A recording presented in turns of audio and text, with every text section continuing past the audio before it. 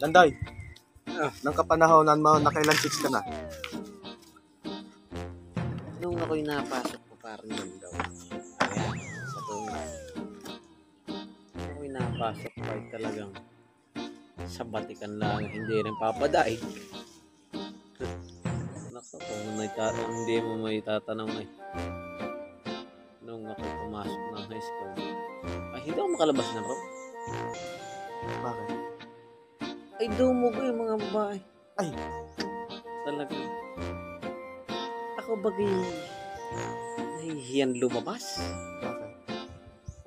At lagi na lang ituwing ako'y lalabas ay lagi sabihin, anong pangalan mo? Pwede makuha ang FB mo? Anong number mo? Ibinigay mo naman. Ay hindi. Bakit? Ay pag ako'y nawalaan. Ay nga, Oh. Ay hindi ka binibigay. Ay mawawalan na ka. gagawan ng bago. Ano?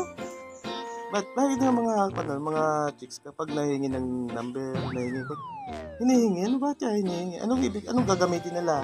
Magpapalit sila ng account? Parang gayon. Baka ipasisirox, ipalalamin eh. Hinahack. Parang gayon. Hack. Ay talaga. Itong kasagsagan talaga eh. Kumikit kumulang di mabilang-bilang. Saktong timbang. Saktong timbang. Walang pagkakagulang. Wala. Talagang hindi mo yung lalaman ng kaunti one part o uno medya guhit. Ay nakaw. Ay hindi. At talaga pantay. Pantay na pantay. Oo. Gayong kakagwapo. Dati. Ngayon. Ngayon pa dahil. Nalipas din minsan ng kapugian. Ay talaga namang. At ito mo kaya pardad daw. Gwapo ka nga. Oo. Talagang kung hindi lang siguro naumpog ng bata sa tiyak, eh, hindi daw magkakagami, sabi ng ina.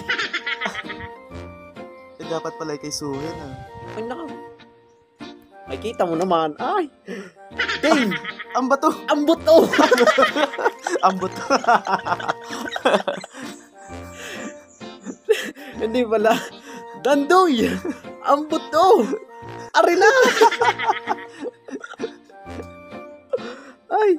Eskwala! Eskwala. Ay, nung ako pumasok sa construction, ako talagang may daladala ako sariling eskwela. Ako hindi nahiram sa akin porman. Ay, sabi. Libelado na agad sa iyo. Eskwalado nga, no? Eskwela daw. Ibig sabihin, pag sinabi na porman, Manay! Pumuli ka! Bakit ho? Kailangan namin ng eskwela! Hindi na ako napunta sa baba.